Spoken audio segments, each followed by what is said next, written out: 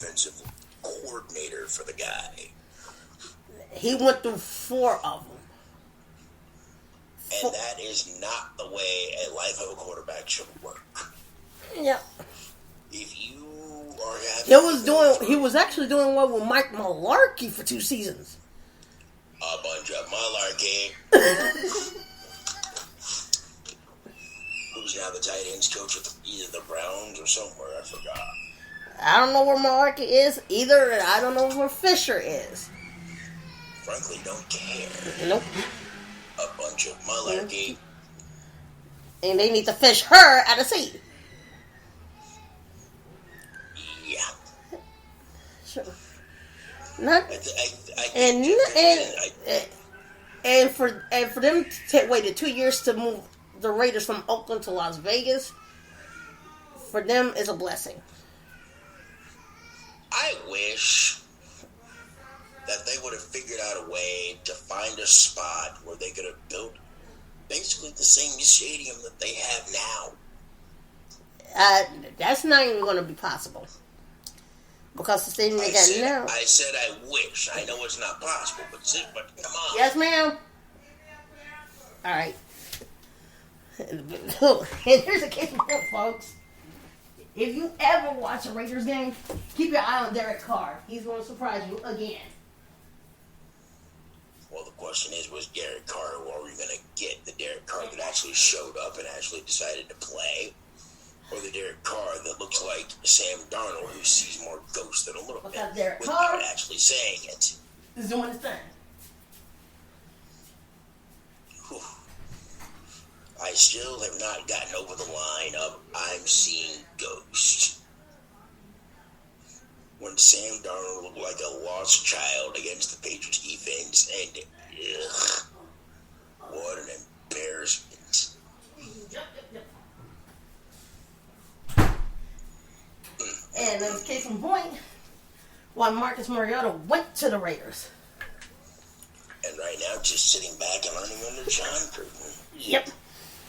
As a number 2 to Derek Carr. Until Derek Carr actually gets hurt, which we don't wish ill will on nobody.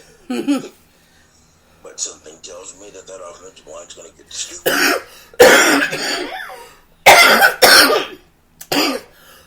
And let's say...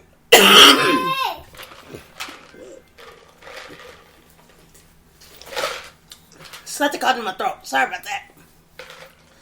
Editing.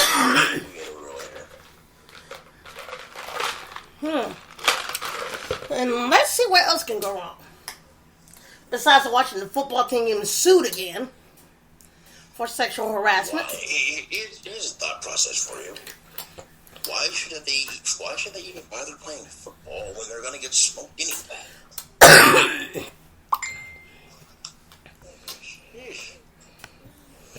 They're terrible, I tell you.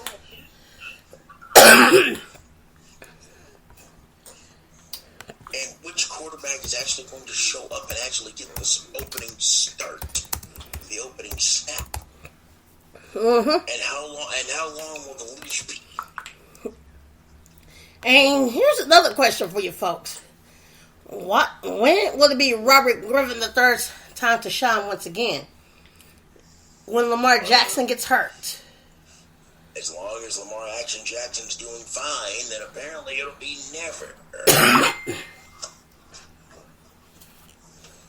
He took most of the first team reps last week before they played Cincinnati, and Lamar Jackson literally trashed them.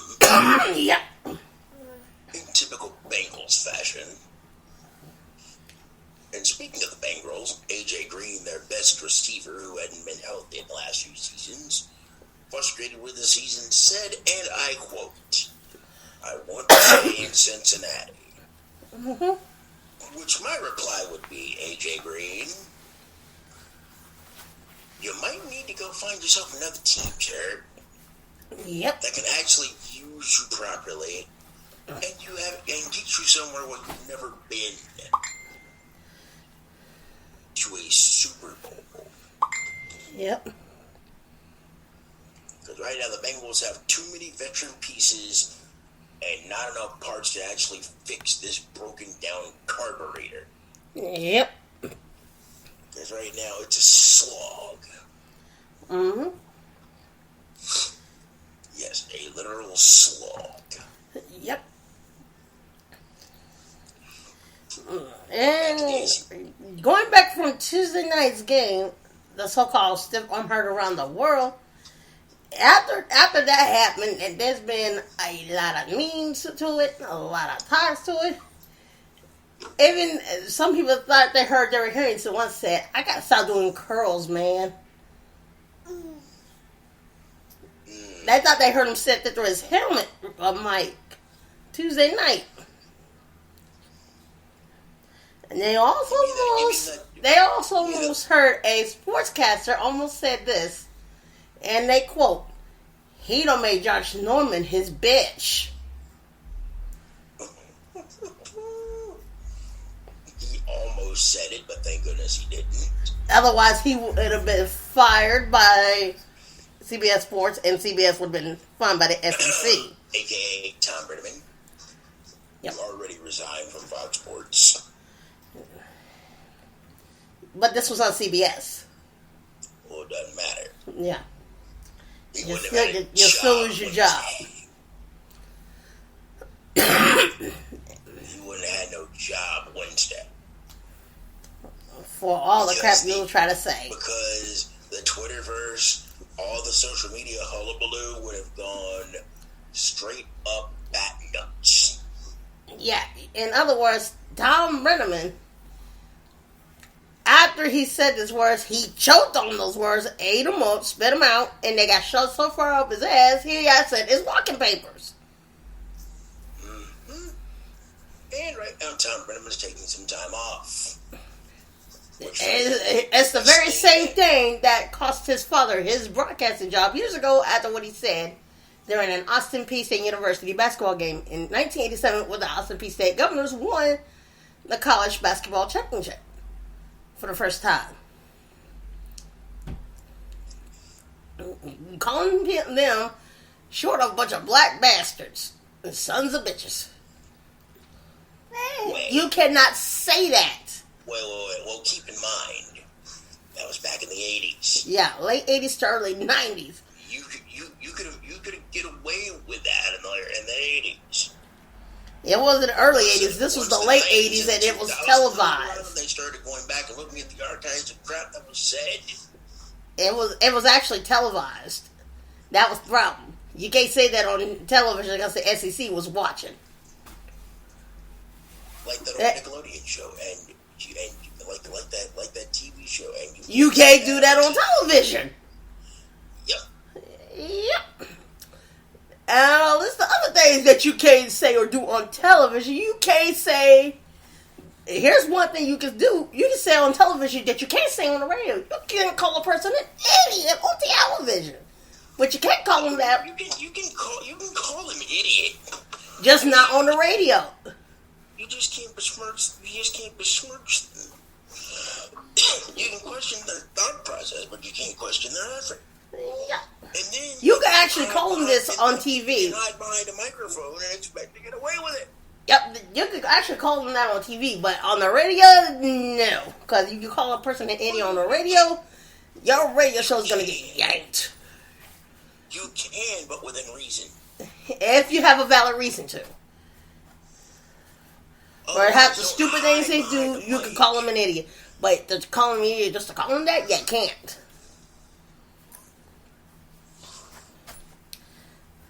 Because we do. Now, we're going to actually assume in the upright position. So, and this to let you know that apparently the Browns just got back Odell Beckham, only to not play him again Sunday against the Steelers. Well, my guess would be is he was coming off of an illness. They sent him home on Friday. Yeah, he got sick. He's the one who came down with COVID on Wednesday. They're not sick. Here's the thing, though. They didn't say it was COVID related. Nah, it was just an illness. He was put on IR. Kevin Stefanski and the Cleveland Browns staff did not say anything about COVID. Nope. They just called her The an Patriots had just restarted practice this morning after canceling it last night because of COVID. To only find out. And once again, somebody else caught it. And the Titans have to find out from the higher ups what their actual punishment is going to be, if any, if they violated protocols. So far, that's still up in the air. And speaking of angry higher ups, the commission of the Southeastern Conference basically told everybody in a nutshell, if you are not willing to make sure that you follow the protocol, you're not playing. We will ding you on your distribution check. Yeah. Basically, that sweet extra bonus pop money that you get from SEC TV, you will get some of that deducted. Yep. And the difference between college and the NFL is, if a coach is not wearing it, it's going to be $100,000 out of his pocket. If a team's not wearing one on the sidelines when their helmet's off, that's $250,000. That's $250,000. Are you willing to? Really? Yeah, are you willing to risk that? The first to get popped. Yeah, are you willing to risk that? So far, the Titans had 24 people sick with COVID. 13 of them were players. And the other 11 were personnel. And among the players was Corey Davis and Adam Humphries. Well, I know they brought Adam Humphries back off the list, I think, yesterday. Yep. And Adam Humphries and somebody else off the list, but I didn't hear anything about Corey Davis. I know Corey Davis, I think, had a foot or something, because I know A.J. Brown had a deep bone bruise on the knee, but he played on Tuesday. Yeah, Jeffrey Simmons was out with the injury. Yeah, Simmons came off the list Friday. Yep. So the Titans will get a little help here. Yep. So they're pretty much, their season will probably be up in the air. Well, a lot of things could happen. If the league does find them guilty, that means their season is going to be completely forfeit, and they're going to be stuck at 4-0. That will be their record because their season will be done. Well, I don't think they'll get that, but I do think they will get popped a pretty significant fine, and they'll probably lose a draft pick, which means draft pick or two. One person from their future draft picks of the future surplus of draft picks. Yeah, Goodell's not looking at them probably losing first or second round draft pick. Probably first, second round pick they may not need, because if John Robinson has anything to say about it, he'll trade it. Yeah. Which John Robertson has been able to do, and so far get away with it. But at what point, if you're dealing COVID related, will that come back and bite you in the tail when you actually need that draft pick? Yep. And they find out that they only just violate not wearing a mask where they go, which in this case they were. All they're going to do is just find them the money for it. That would probably be it. Because the way I see it. But now, if they are charged with doing work when they were not supposed to, that could really start becoming a problem. Yeah. They already had the NFL. They already had the NFL come investigate them already. And so far, they didn't find anything.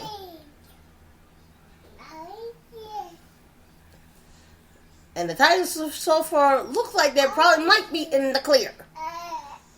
Keyword, you just said it. Might be. But as we know... Yeah, as we all know, Jason Garrett of the winless Giants had already been fined $100,000 for not wearing his mask. And his own entire team $250,000 for stupid stuff. Didn't Sean Payton get fined for that too? Yep.